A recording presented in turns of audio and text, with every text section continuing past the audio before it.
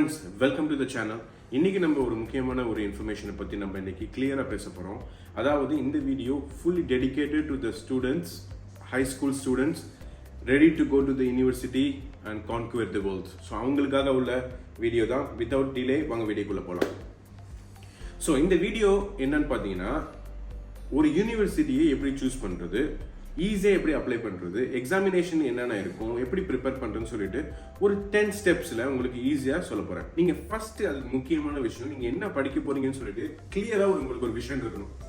அந்த clear vision இருந்தால் தான் நீங்கள் கரெக்டான ஒரு யூனிவர்சிட்டியை சூஸ் பண்ண முடியும்.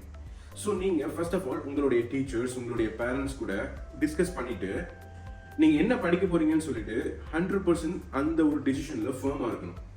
அடுத்தது என்ன யூனிவர்சிட்டிஸ் இருக்கு, எங்க நீங்க படிக்க போறீங்கன்னு சொல்லிட்டு அதையும் உங்களுடைய ஃபேமிலி, உங்களுடைய பேரண்ட்ஸ், உங்களுடைய டீச்சர்ஸ் கூட டிஸ்கஸ் பண்ணி நீங்க ஒரு கன்ஃபர்மேஷனுக்கு வந்ததுக்கு அப்புறம் நீங்க பண்ண போறது ஃபர்ஸ்ட் விஷயம் என்னன்னா, எங்க நீங்க படிக்க போறீங்கன்னு முடிவெடுக்கணும். அதாவது உங்களுடைய லொக்காலிட்டிலே படிக்க போறீங்களா, இல்ல இந்தியாக்குள்ளேயே படிக்க போறீங்களா, இல்ல அப்ராட் போய் ஒரு எக்ஸ்போஷருக்காக படிக்க போறீங்களான்னு சொல்லிட்டு இந்த 3 பாயிண்ட்ஸ்ல இருந்து ஒன்று நீங்க சூஸ் பண்ணணும். இந்த டிசிஷனை நீங்க ஃபைனலைஸ் பண்ணதுக்கு அப்புறம் நீங்க யூனிவர்சிட்டிஸை ஷார்ட் லிஸ்ட் பண்ண ஆரம்பிக்கணும். இப்போ பார்த்தீங்கன்னா நிறைய யூனிவர்சிட்டிஸ் வந்துருச்சு. இன்ஜினியரிங் யூனிவர்சிட்டின்னு பார்த்தீங்கன்னா கிட்டத்தட்ட ஒரு thousands ஆஃப் யூனிவர்சிட்டிஸ் இருக்கு. ஆனால் எல்லா யூனிவர்சிட்டிஸும் குவாலிஃபைட் யூனிவர்சிட்டிஸாக நீங்கள் பார்க்கணும். ஸோ அதுக்கு நீங்கள் பண்ண வேண்டியது ரேங்கிங். நீங்கள் கூகுளில் போய் top 10 engineering university, top 10 medical யூனிவர்சிட்டிஸ்ன்னு போட்டிங்கன்னா உங்களுக்கு வித்தின் ஃப்ராக்ஷன் ஆஃப் செகண்ட் உங்களுக்கு லிஸ்ட் ஆஃப் யூனிவர்சிட்டிஸ் வரும். ஸோ அதுலேருந்து நீங்கள் ஒரு டாப் 10 யூனிவர்சிட்டிஸாக எடுக்கணும். எகெயின் நீங்கள் எந்த லொக்காலிட்டியில் படிக்க போறீங்கன்னு சொல்லிட்டு அதுக்கு தகுந்த மாதிரி ஒரு யூனிவர்சிட்டிஸை, அந்த லொகேஷனில் இருக்கிற யூனிவர்சிட்டிஸை நீங்கள் எடுக்கணும். இதுதான் ஸ்டெப் 1. ஸ்டெப் 2, நீங்கள் இந்த 10 யூனிவர்சிட்டியை ஃபில்டர் பண்ணி வச்சிருக்க யூனிவர்சிட்டியை அட்மிஷன் ரிக்வயர்மெண்ட்ஸ் என்னன்னு அனலைஸ் பண்ணணும். அது ரொம்ப ரொம்ப முக்கியம். Because most of the top universities அவங்க என்ன பண்ணுவாங்கன்னா, அவங்களுடைய ரிக்வயர்மெண்ட் வந்து ரொம்ப டைட்டாக இருக்கும். அதாவது 90%, 95% மேலே கட் ஆஃப் இருக்கணும்னு சொல்லிட்டு நிறையா எக்ஸாம்ஸ் இருக்கும், என்ட்ரன்ஸ் எக்ஸாம்ஸ் இருக்கும், அந்த மாதிரி உள்ள ரெக்குவயர்மெண்ட்ஸ்லாம் இருக்கும். அதெல்லாம் நம்மளுக்கு கேப்பபிலிட்டி இருக்கான்னு சொல்லிட்டு நீங்கள் அதை அனலைஸ் பண்ணணும். இன்னொரு அட்வான்டேஜஸ், நீங்கள் ஹையர் மார்க்ஸ் எடுத்திருந்தீங்க, நீங்கள் டாப் 10 யூனிவர்சிட்டியில் most of the cases scholarship இருக்கும். அதையும் நீங்கள் கூட அனலைஸ் பண்ணி நோட் பண்ணி வச்சுக்கலாம். இது step number 2. Step number 3, prepare for the entrance examination. Many universities, especially நீங்கள் இந்த டாப் யூனிவர்சிட்டிஸ் எடுத்தீங்கன்னா, மோஸ்ட் ஆஃப் த யூனிவர்சிட்டிஸில் என்ட்ரன்ஸ் எக்ஸாம் கேட்பாங்க. அதாவது இப்போ நீங்கள் ஒரு மெடிக்கல் எக்ஸாம் போறீங்கன்னா, இந்தியாவை பொறுத்த வரைக்கும் நீட் எக்ஸாம்ஸ் ஒன்று இருக்கு, அது இருக்கு. அடுத்தது நீங்கள் இன்ஜினியரிங் போறீங்கன்னா JEE எக்ஸாமினேஷன்ஸ் இருக்கு. கம்ப்யூட்டர் சயின்ஸ் எடுத்தாலும் அதுக்கு என்ட்ரன்ஸ் எக்ஸாமினேஷன்ஸ் இருக்கு. இப்போ நார்மலாக நீங்கள் ஒரு ஹாஸ்பிட்டாலிட்டி படிக்க போறீங்க, ஒரு மேனேஜ்மெண்ட் பற்றி படிக்க போறீங்க, ஒரு இன்டர்நேஷனல் பிசினஸ் பற்றி படிக்க போறீங்கன்னா அதுக்கு கூட என்ட்ரன்ஸ் எக்ஸாம் இருக்கு. ஸோ நீங்கள் இதை ஃபுல்லாக அனலைஸ் பண்ணிக்கணும். ஓகே, ஸோ இது step number 3. Step number 4, application ஃபார்மை ஃபில் அவுட் பண்ணணும். நீங்கள் இந்த அப்ளிகேஷன் ஃபார்ம் ஃபில் அவுட் பண்ண முன்னாடி நீங்கள் 10 யூனிவர்சிட்டி எடுத்து வச்சிருக்கீங்களா, இந்த 10 யூனிவர்சிட்டிலேருந்து I would highly recommend to filter out to 5 universities. ஏன்னா most of the universitiesல application process வந்து பாத்தீங்கன்னா it's a fee. அதாவது it's a non-refundable fee. Most of the cases நீங்க application fee pay பண்ணீங்கன்னா அந்த காசு உங்களுக்கு திருப்பி வராது.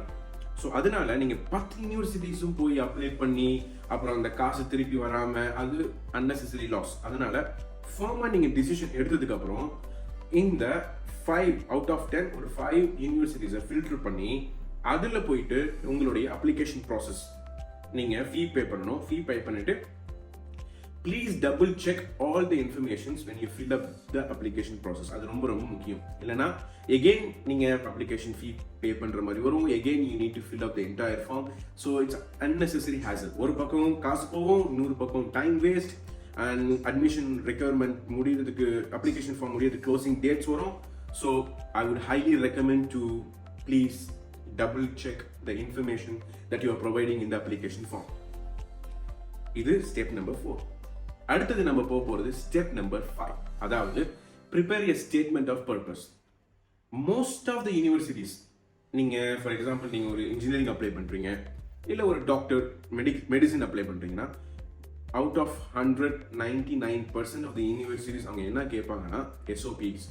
அதாவது உங்களுடைய ஸ்டேட்மெண்ட், நீங்க எதுக்கு இந்த ப்ரோக்ராம் சூஸ் பண்ணீங்க, என்ன உங்களுடைய 3 years plan or 4 years plan, படிச்சு முடிச்சதுக்கு அப்புறம் இந்த நீங்க படிச்சது உங்களுக்கு எப்படி யூஸ் ஆகும், என்னென்ன ஜாப் ஆப்பர்ச்சுனிட்டிஸ் உங்களுக்கு இருக்கு, மார்க்கெட்ல உங்களுக்கு அனலைசிஸ் தெரியும் சொல்லிட்டு ஸ்டெப் பை ஸ்டெப்பா நீங்க ரொம்ப அழகா பேராகிராஃபா நீங்க ப்ரிப்பேர் பண்ணி வைக்கிறது நல்லது. அதாவது இது எப்போ நீங்க பண்ணணும்னா as soon as you apply in one of the university, எந்த அப்ளிகேஷன் நீங்க போட்டதுக்கு அப்புறமே உங்களுடைய ஸ்டேட்மெண்ட் ஆஃப் பர்பஸ் ரெடி பண்ணி வைக்கணும். நீங்க ஒரு 5 யூனிவர்சிட்டிஸ் அப்ளை ரெடி பண்ணி வச்சிருக்கீங்கன்னா அந்த 5 university under the title of 5 universities நீங்க எஸ்ஓபியை ரெடி பண்ணி வச்சீங்கன்னா as soon as you get selected உங்களுடைய எஸ்ஓபியை இமீடியட்டா அவங்க நெக்ஸ்ட் ப்ராசஸ் கேட்பாங்க. நீங்க ஃபார்வர்ட் பண்றதுக்கு ரொம்ப ஈஸியாகவும் இருக்கும், டைம் ரொம்ப சேவ் பண்ணலாம், உங்களுக்கு லாஸ்ட் மினிட்ல ஹாசல் இருக்காது. ஓகே, இது ஸ்டெப் நம்பர் 5. அடுத்தது ஸ்டெப் நம்பர் 6. ஸ்டெப் நம்பர் 6 நீங்க அப்ளிகேஷன் முன்னாடி சப்மிட் பண்ணிருப்பீங்க. இப்பதான் உங்களுக்கு அப்ளிகேஷன் ஃபீ பே பண்றதுக்குள்ள ஒரு மெசேஜஸ் வரும். ஸோ நீங்க அப்ளிகேஷன் ஃபீ பே பண்ணுங்க. பே பண்ண அப்ளிகேஷன் ஃபீயோட ரெக்கார்டை, டிரான்சாக்ஷன் டீடைல்ஸை, எனி பேமெண்ட் ரிசிப்ட்ஸை நீங்க சேஃபா ஒரு ஃபைல் போட்டு ஒரு டாக்குமெண்டேஷன் போட்டு சேஃபா வச்சு வைங்க. Because any time you may require. For example, இப்போ ஏதாவது கவர்மெண்ட் ஸ்கீம் வருது, ஓகே, ஏதாவது ஒரு ஆஃபர்ஸ் ஸ்காலர்ஷிப்ஸ் வருது, அப்போ நீங்க இந்த இன்வாய்சஸ்லாம் நீங்க ரெடி பண்ணி நீங்க ஃபைல் பண்ணி வச்சிருந்தீங்கன்னா ரீஎம்பர்ஸ்மெண்ட் பண்றதுக்கு, அதாவது நீங்க பே பண்ண காசை கவர்மெண்ட் ஸ்கீம்ல இருந்து ரிட்டர்ன் வாங்குறதுக்கு இந்த இன்வாய்சஸ் ரொம்ப யூஸ்ஃபுல்லா இருக்கும். ஸோ ஸ்டெப் 6 உங்களுடைய ஆல் த டாக்குமெண்டேஷன்ஸை ஒரு ஃபைல் போட்டு நல்ல ப்ராப்பரா எப்பவுமே ஹேண்டியா, நீங்களே வீட்டில் இல்லைனாலும் வெளியில இருந்து நீங்க கால் பண்ணி உங்க வீட்டில் அந்த டாக்குமெண்ட் எடுக்கிற அளவுக்கு உங்களுடைய ஃபைல் எங்க சேவ் பண்ணி வச்சிருக்கீங்கன்னு சொல்லிட்டு உங்களுக்கு மைண்ட் மேப்ல ரெஜிஸ்டர் ஆகி இருக்கணும். இது ஸ்டெப் நம்பர் 6. நெக்ஸ்ட் நம்ம பார்க்க போறது ஸ்டெப் நம்பர் 7.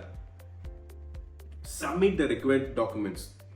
அதாவது நீங்க ஃபீஸ் பே பண்ணியாச்சு, அதாவது அப்ளிகேஷன் ஃபீஸ் பே பண்ணியாச்சு, அப்ளிகேஷன் சப்மிட் பண்ணியாச்சு, எஸ்ஓபி ரெடி ஆச்சு. இன் அடிஷன் டு தட் உங்களுடைய டாக்குமெண்ட்ஸ் நீங்க ரெடி பண்ணணும். என்ன டாக்குமெண்ட்ஸ் ரெடி பண்ணணும்? உங்களுடைய high school certificates, birth certificates, passport copy, in case நீங்க இந்தியாவிலேயே ரெசிடென்ட்டா இருந்தீங்கன்னா உங்களுடைய ரேஷன் காப்பி, ஸோ அதே மாதிரி எக்ஸெட்ரா. இந்த எல்லா டாக்குமெண்ட்ஸையும் நீங்க அந்த அப்ளிகேஷன் ஃபார்ம் சப்மிட் பண்ணும் போதே அந்த அப்ளிகேஷன் கீழே டாக்குமெண்ட்ஸ் ரிக்வயர்ட்னு போட்டிருப்பாங்க. ஸோ இமீடியட்டா அந்த டாக்குமெண்ட்ஸை நீங்க ரெடி பண்ணி ஹேண்டியா வச்சிருக்கணும். Step number 8. Prepare for the interviews and entrance exams. நான் முன்னாடியே சொன்ன மாதிரி நிறைய யூனிவர்சிட்டியில என்ட்ரன்ஸ் எக்ஸாம்ஸ் இருக்கு, அட் த சேம் டைம் இன்டர்வியூஸும் எடுப்பாங்க. ஸோ இன்டர்வியூஸ் நீங்க you should be very natural. நீங்க என்னதுக்கு இதை படிக்க போறீங்கன்னு சொல்லிட்டு அவங்க ஜஸ்ட் ஜெனரல் கொஸ்டின்ஸ் கேட்பாங்க. So you need to be very clear in explaining them why you chosen this course, what is your ambition in life, அடுத்த 5 இயர்ஸ்ல உங்களை நீங்க எங்க நோக்கி பாக்குறீங்க. ஸோ இந்த மாதிரி சில விஷயங்கள்லாம் கேட்பாங்க. So you need to be very confident in answering. எப்போதுமே நான் உங்களுக்கு ஒன்று சொல்றேன், there is no right or wrong. ஏன்னா நம்மளை பத்தி பேச போறோம். So just be natural. உங்களை பத்தி நீங்களே உங்களுடைய பிளான் என்ன, உங்களோட 5 இயர்ஸ் பிளான் என்ன, நீங்க எதுக்கு இதை சூஸ் பண்ணீங்கன்னு சொல்லணும். இது ஸ்டெப் நம்பர் 8. Step number 9. நீங்க இந்த எல்லா ப்ராசஸும் முடிச்சதுக்கு ஒரு ட்ராக்கிங் கோடுன்னு ஒன்று கொடுப்பாங்க. அதை ட்ராக் பண்ணுங்க. சம்டைம்ஸ் நீங்க ரெகுலரா செக் பண்ணும்போது ஒரு அப்டேட்ஸ் இருக்காது. உடனே you need to contact admission office and கேளுங்க, அப்ளிகேஷன் நம்பரை கேளுங்க, இந்த மாதிரி நான் அப்ளை பண்ணேன், இன்னும் எனக்கு ரிப்ளை வரலன்னு சொல்லுங்க. So you need to continuously follow the application that you submitted. So this is step number 9. The final step, நீங்க அப்ளிகேஷன் சப்மிட் பண்ணதெல்லாம் 100% சக்சஸ் ஆகி உங்களுக்கு ரிப்ளை வந்ததுக்கு அப்புறம் ஒரு decision making letter or let's say offer லெட்டர்னு கூட சொல்லலாம், உங்களுக்கு யூனிவர்சிட்டிஸ் வந்து வரும். ப்ளீஸ் 1 by 1 தரவா நீங்க படிக்கணும். அதை don't just sign and send it immediately. Sign பண்ணி உடனே அனுப்பிச்சிடாதீங்க. ஸ்டெப் 1 அதை நீங்க நல்லபடியா படிங்க, ஃபுல்லா லைன் பை லைன் படிங்க, ஃபீஸ் ஸ்ட்ரக்சர் படிங்க, அட்மிஷன்ஸ் ரிக்வயர்மெண்ட் எல்லாம் போட்டிருப்பாங்க அதை படிங்க, அப்புறம் டிசிஷன் உங்களுடைய ரெஃபரன்ஸ் பத்தி போட்டிருப்பாங்க அதை செக் பண்ணுங்க. நீங்க எத்தனை ஹவர்ஸ் பார்ட் டைம் பண்ணலாம், இன்கேஸ் யூனிவர்சிட்டியில் ஏதாவது பார்ட் டைம் ஆப்பர்ச்சுனிட்டி இருந்தா அதுவும் மென்ஷன் பண்ணிருப்பாங்க. ஸோ அதை பத்தி தெரிஞ்சுங்க. Once all is done, then sign பண்ணி உங்களுடைய ஆஃபர் லெட்டரை கங்க்ராச்சுலேஷன் நீங்க ஃபார்வர்ட் பண்ணலாம். So this is the easiest most important 10 steps உங்களுக்கு சொல்லியிருக்கேன். ஸோ உங்களுக்கு இந்த வீடியோ இன்ஃபர்மேட்டிவா இருக்கும்னு நினைக்கிறேன். இன்கேஸ் உங்களுக்கு ஏதாவது கொஸ்டின்ஸ் இருந்தால் கமெண்ட் செக்ஷனில் போடுங்க, கண்டிப்பாக நான் உங்களுக்கு அதுக்கு ரிப்ளை பண்ணுறேன். அடுத்த வீடியோவில் சந்திப்போம். தேங்க்யூ.